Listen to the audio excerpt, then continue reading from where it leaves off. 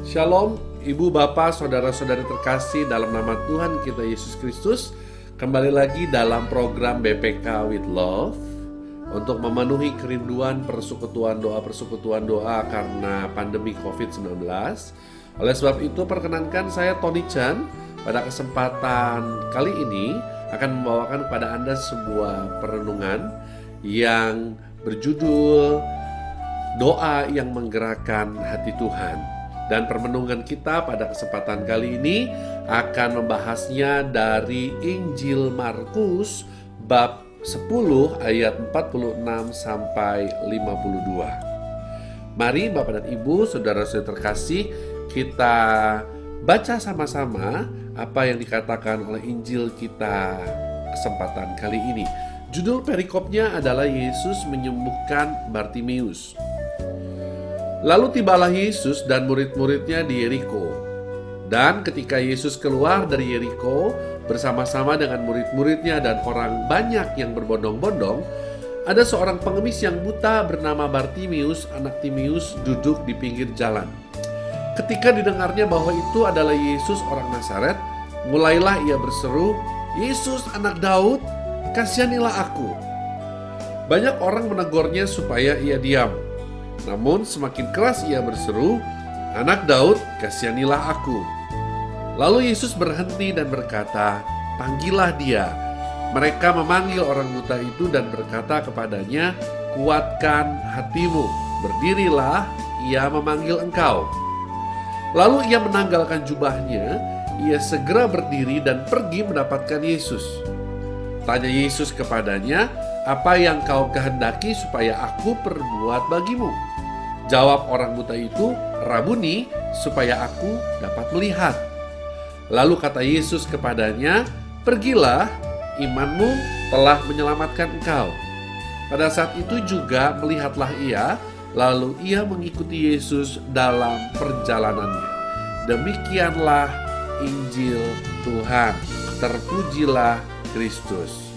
Ya, baik Bapak dan Ibu, saudara-saudara terkasih, mungkin perikop yang baru saja kita baca udah sering juga ya kita baca. Tetapi pada kesempatan kali ini saya akan membagikan kepada Anda bahwa ternyata di balik kisah yang menakjubkan ini ada suatu pesan buat kita yang dapat kita ambil, yaitu bagaimana kita memiliki sikap hati atau perilaku yang mampu membuat Tuhan tergerak hatinya untuk mengabulkan setiap doa-doa permohonan kita. Mungkin dari antara kita seringkali punya 10 doa permohonan, mungkin yang dikabulkan 1 atau 2 atau 4 mungkin ya. Kenapa ya Tuhan kok nggak mengabulkan semua permohonanku?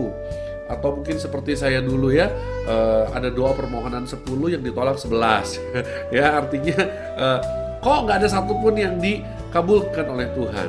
Jangan-jangan adalah karena kita memiliki sikap hati yang keliru. Jangan-jangan kita punya pola pikir yang salah, atau jangan-jangan kita punya cara berdoa yang salah. Nah, oleh sebab itu, mari kita belajar bagaimana proses demi proses yang dialami oleh Bartimeus sehingga dia mengalami kesembuhan, dia mengalami jawaban di dalam kehidupannya, dan kita mau belajar. Ya, kembali lagi kita akan mulai bahas satu persatu ayat yang baru saja kita baca dari ayat 46. Lalu tibalah Yesus dan murid-muridnya di Yeriko. Dan ketika Yesus keluar dari Yeriko bersama-sama dengan murid-muridnya dan orang banyak yang berbondong-bondong, ada seorang pengemis yang buta bernama Bartimeus, anak Timeus, duduk di pinggir jalan. Nah, teman-teman terkasih, saya ingin Anda membayangkan bahwa kondisinya waktu itu adalah sangat ramai sekali. Yesus bersama dengan murid-muridnya dan banyak orang berbondong-bondong keluar dari kota Yeriko. Jadi Yesus berada dalam satu keramaian. Dan di tengah keramaian itu ternyata di salah satu sudut di pinggir jalan ada seorang Bartimeus, namanya dia buta, dia pengemis. Ya. Lalu apa yang terjadi? Ayat 47. Dalam keramaian ya. Ayat 47, ketika didengarnya bahwa itu adalah Yesus orang Nazaret, mulailah ia berseru, "Yesus anak Daud, kasihanilah aku." Saya akan membahas lebih jauh tentang ayat ini ya. Jadi waktu itu Bartimius yang buta, dia mendengar bahwa Yesus keluar dari kota Yeriko dan dia berseru pada Yesus. Dia teriak, ya, Yesus anak Daud, katanya begitu ya, kasihanilah aku. Nah, teman-teman terkasih, ada dua hal penting. Ada dua hal penting di ayat ini, ya, yang merupakan tahap yang nomor 1 dan tahap nomor 2. Apa itu? Tahap nomor 1, bagaimana kita mampu memiliki suatu pola pikir dalam berdoa yang mampu menggerakkan hati Tuhan. Bartimius, dia adalah seorang buta, tetapi dia tidak tuli untuk mendengar firman Tuhan. Bartimius orang buta, tetapi telinganya selalu terbuka untuk mendengar setiap kesaksian orang-orang yang sudah disembuhkan oleh Yesus. Dan saya yakin pendengaran akan firman Tuhan itu menumbuhkan iman di dalam hati Bartimius. Oleh sebab itu teman-teman, tidak jarang atau mungkin kadang-kadang, kenapa kok Tuhan tidak mengabulkan setiap doa permohonan kita? Jangan-jangan karena kita kurang mengenal Dia. Bartimius, dia mengenal Yesus. Bartimius akrab dengan firman Tuhan, atau setidaknya akrab dengan mendengar kesaksian, kisah-kisah tentang Yesus dan lain sebagainya. Nomor 1, apakah kita kenal akan Tuhan? Apakah kita intim dengan firman-Nya? Dia betul-betul tahu. Ketika dia didengarnya Yesus dari Nazaret yang sedang berada di situ, dia langsung teriak. Dan luar biasa lagi, dia teriaknya dengan sebutan apa? Yesus anak Daud. Bartimius betul-betul kenal siapa itu Tuhan. Lalu yang kedua, dari ayat 47 ini kita mau belajar apa? Bagaimana kita bisa memiliki suatu sikap yang berdoa mampu menggerakkan hati Tuhan? Adalah bagaimana apa yang dikatakan oleh Bartimius. Kalau saya yang jadi Bartimius, seorang Tony Chan yang jadi Bartimius, mungkin saya akan teriaknya beda ya. Saya akan teriaknya gini, Yesus, Yesus anak Daud, mungkin seperti itu ya. Sembuhkan mataku, celikan mataku, aku pengen dapat melihat lagi. Mungkin itu yang dikatakan oleh saya. Ya, tapi Bartimius mengajarkan kepada kita pada kesempatan kali ini untuk apa? Yang kedua, meminta belas kasihan Tuhan, merindukan belas kasihan Tuhan.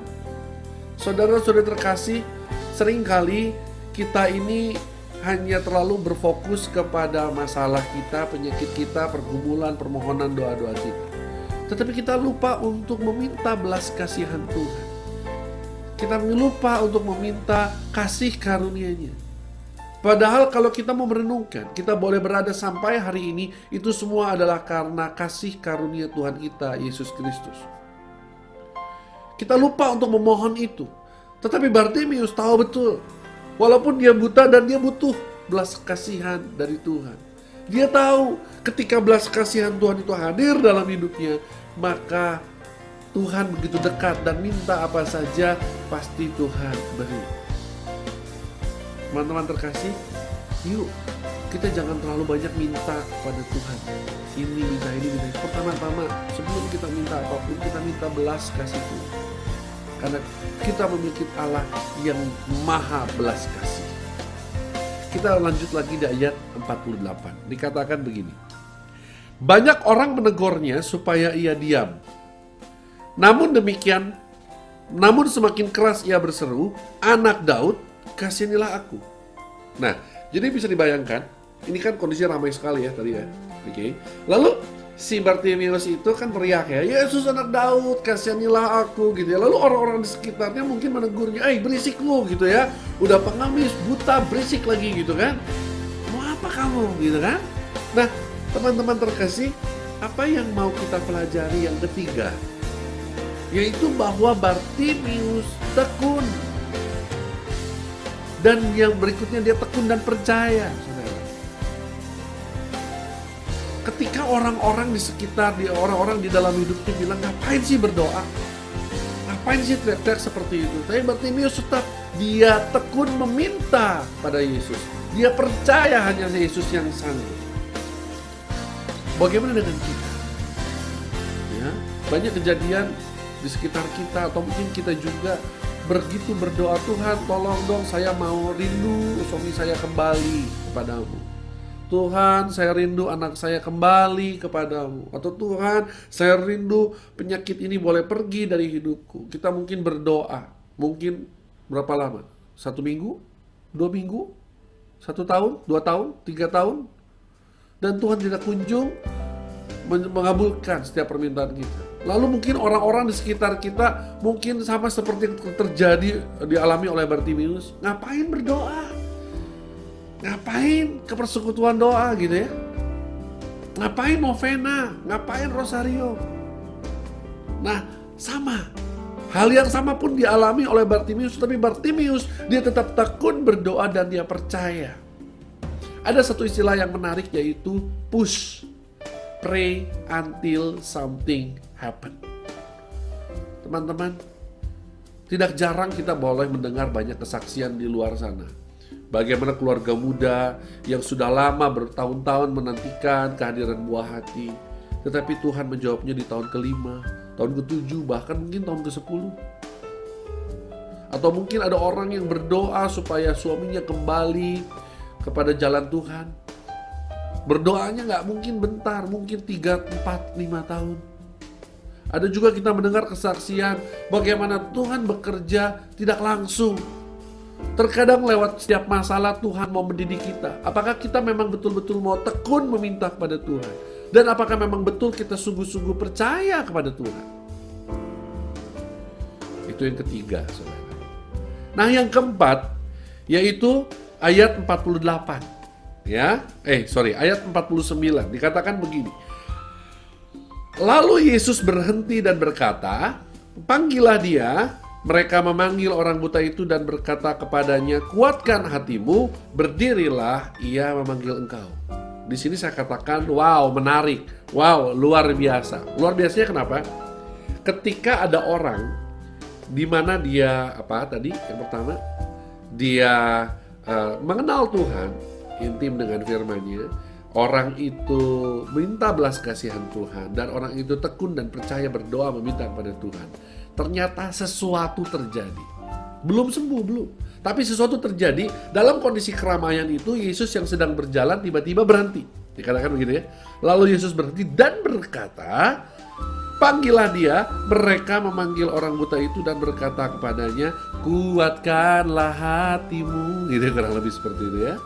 Ia memanggil engkau. Teman-teman terkasih, Yesus adalah Allah yang Maha Tahu. Begitu dia melihat di sekitarnya ada orang yang di mana dia mengenal firman-Nya. Ada orang yang memohon belas kasihannya, dan ada orang yang tekun dan percaya. Yesus merasakan sesuatu. Dan dia memerintahkan orang-orang di sana, panggil dia. Gitu ya. Panggil dia. Lalu orang-orang yang tadinya bilang, berisik lu gitu ya, diam lu gitu ya. Tiba-tiba dia langsung apa? Dia memanggil. Ayo, kuatkan hatimu. Dia memanggil engkau. Luar biasanya apa? Ketika kita mau belajar dari ayat 50. Apa yang terjadi setelah Yesus memanggil? Dikatakan begini demikian. Lalu ia menanggalkan jubahnya. Ia segera berdiri dan pergi mendapatkan Yesus. Yang keempat, saudara, mau belajar apa? Mari kita sama-sama menanggalkan jubah kita. Mari kita sama-sama menanggalkan ego kita. Mari kita sama-sama rendah hati kalau berdoa kepada Tuhan. Karena saya punya pengalaman begini.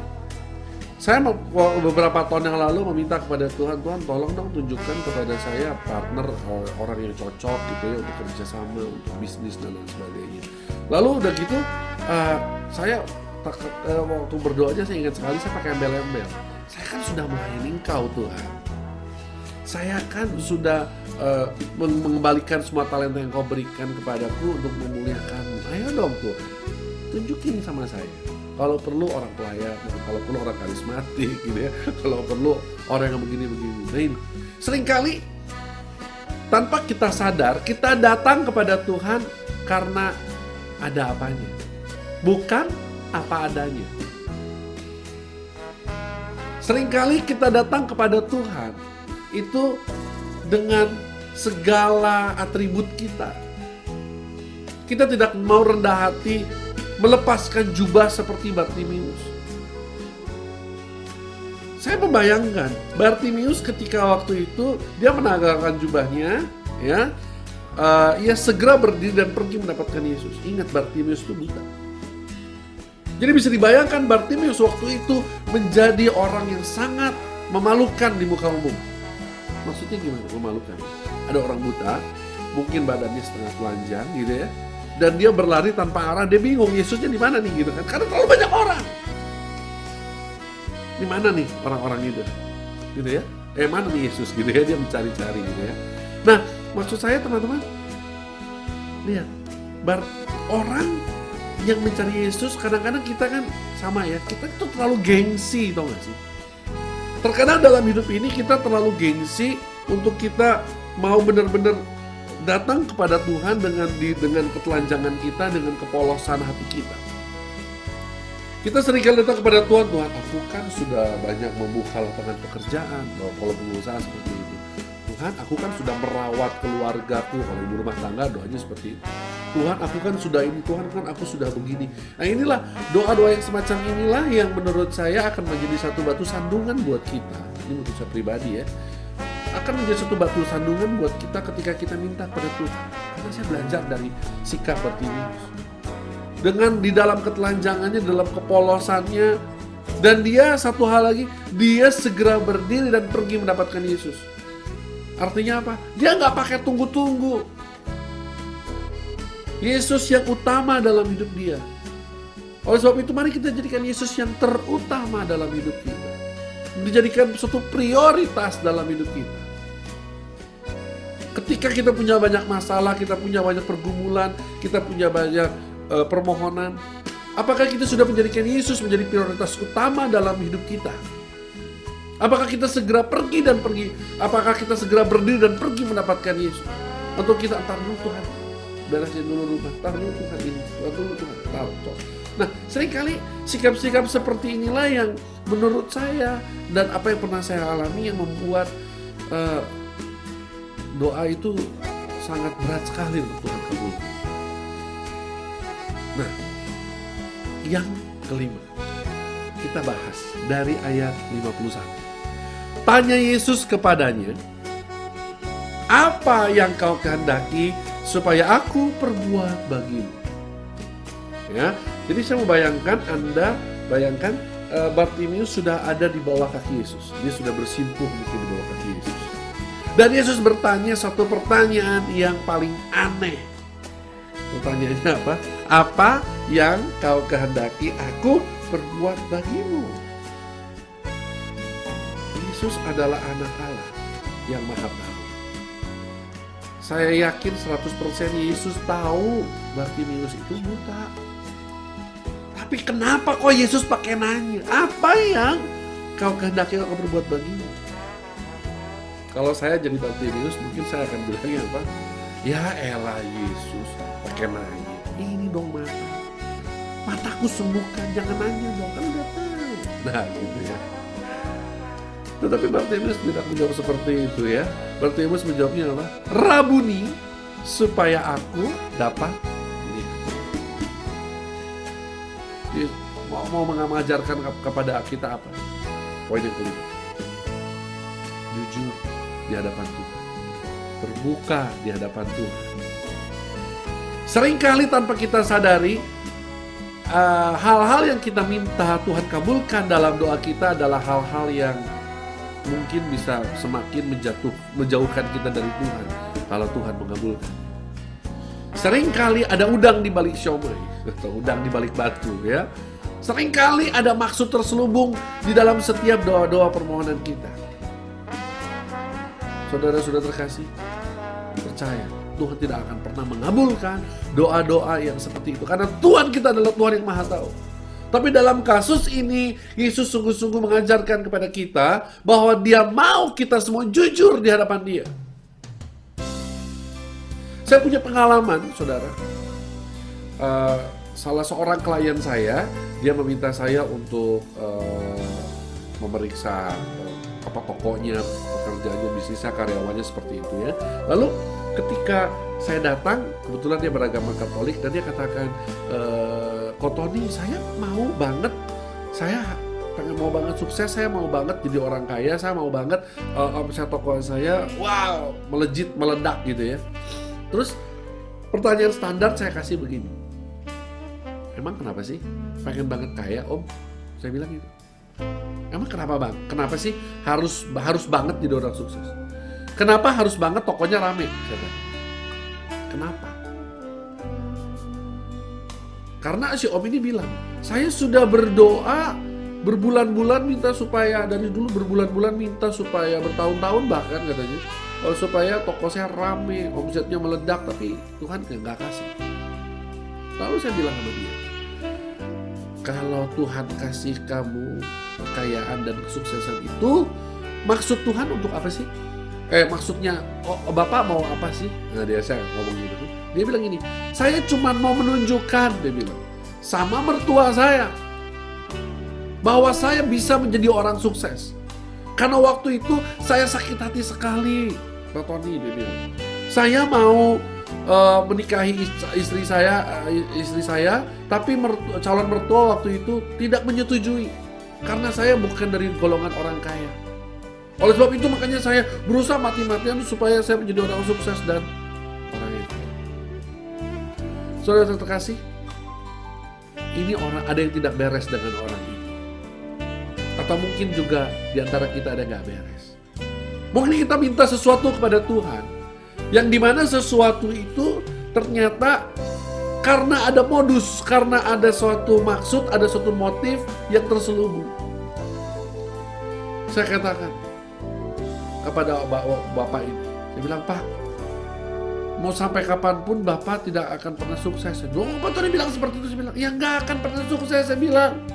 Karena Bapak berdoanya supaya bisa menunjukkan kepada orang tua atau kepada mertua, saya bilang. Berarti motifnya adalah motif balas dendam, motif pembuktian diri. Lalu apa yang terjadi kalau Tuhan memberikan Anda kesuksesan? Anda pasti akan jatuh ke dalam dosa kesombongan. Dan Anda masih belum tentu bisa mengampuni mertua Anda. Saya bilang, yang diutamakan adalah bagaimana Bapak sekarang berdoa kepada Tuhan, minta roh kerendahan hati, minta roh pengampunan, supaya Bapak bisa mengampuni mertua Anda yang sudah pernah menolak Anda. Itu yang terpenting, saya bilang. Karena ketika ada damai, ketika ada kasih, di sana ada berkat sekarang.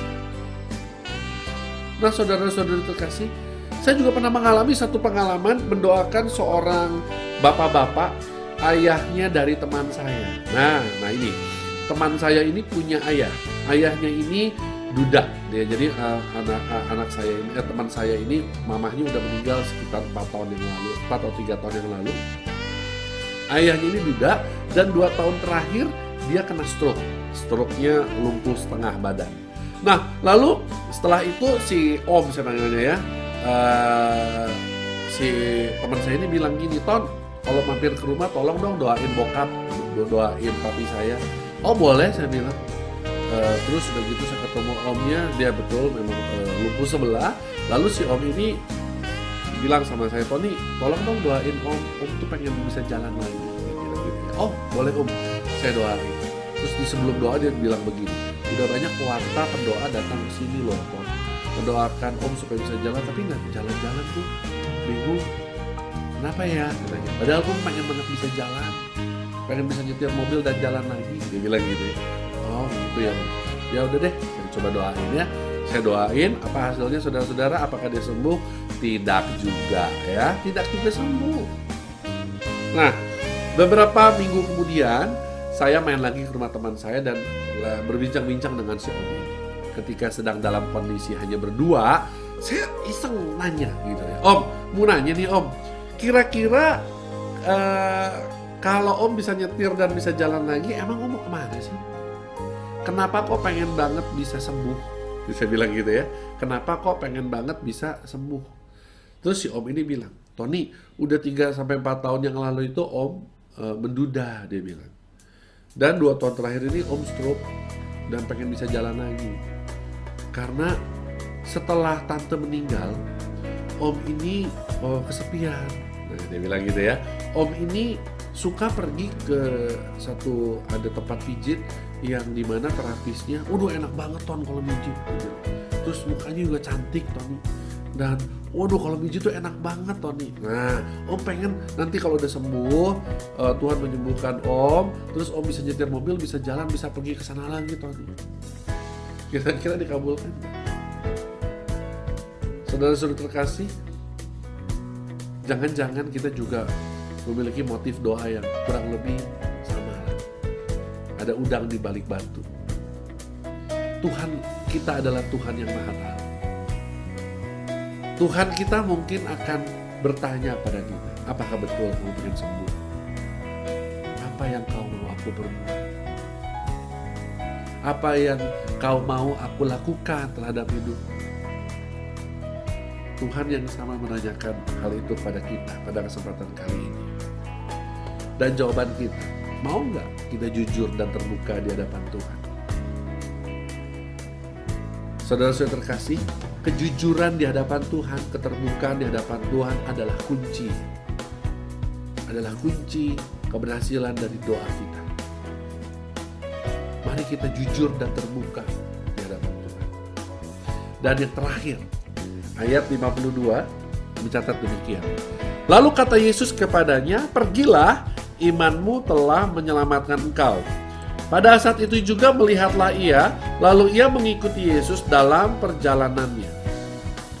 Saudara-saudara terkasih, penyembuhan Yesus kepada Bartimius pada kesempatan ini sangat berbeda dengan penyembuhan-penyembuhan yang lain. Yesus gak berdoa dulu, Yesus gak langsung gak tumpang tangan dan segala macam, tapi Yesus hanya berfirman. Memang betul, kita ketika Tuhan berfirman maka kita sembuh, amin.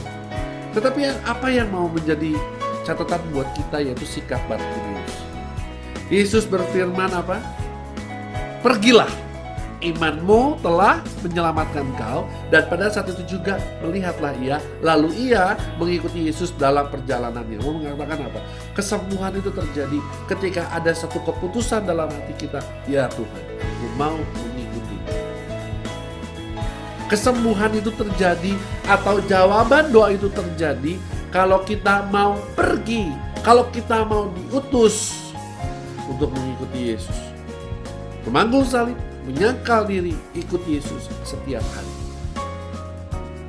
Setiap kali kita merayakan perayaan Ekaristi di bagian ujung akhir, Romo selalu mengatakan apa? Pergilah, kita diutus. Itu adalah merupakan satu tugas perutusan ilahi dari Tuhan kita. Tetapi bagaimana apakah kita memaknai tugas perutusan itu dengan sepenuh hati? Pada kesempatan kali ini, mari siapapun Anda, apapun yang Anda kerjakan, saya tahu Anda semua pasti di antara kita pasti memiliki pergumulan, pasti memiliki doa-doa yang mau kita mohonkan kepada Tuhan untuk Tuhan kabulkan. Walaupun doa itu belum terkabul, tapi mari kita ikut Tuhan. Mari kita menjalankan tugas perutusan. Karena kesembuhan itu terjadi justru ketika kita mau mengikuti Dia. Teman-teman terkasih, sebagai kesimpulan, saya akan membagikan kepada Anda bagaimana akhirnya kita mau merangkum itu semua menjadi satu pokok bahasan yang menarik, bahwa ternyata berdoa yang mampu menggerakkan hati Tuhan ada 6 hal. Yang pertama, mari kita memiliki pengenalan akan Tuhan yang jauh lebih dalam, intim dengan firman Tuhan. Yang kedua, mari kita merindukan belas kasih Tuhan. Jangan melulu datang kepada Tuhan hanya fokus kepada masalahnya, tetapi mari kita merindukan belas kasih Tuhan. Memohon belas kasih Tuhan. Yang ketiga, mari kita tekun dan percaya. Mari kita berdoa sampai doa itu terjawab. sambil terus percaya bahwa Tuhan satu-satunya yang sanggup mengabulkannya. Mari kita push, pray until something happen. Tak jemu-jemu berdoa. Lalu yang keempat, mari kita rendah hati. Sama seperti Bartimeus, pada kesempatan kali ini dia melepaskan jubahnya. Dia segera berdiri dan pergi mendapatkan Yesus. Mari kita lepas segala ego kita ketika kita datang berdoa kepada Tuhan. Tanggalkan segala jabatan, apapun yang kita lakukan. Yang kelima, mari kita jujur dan terbuka di hadapan Allah. Ya, ini kunci penting. Dan yang keenam, mari kita pergi untuk mengikuti Yesus.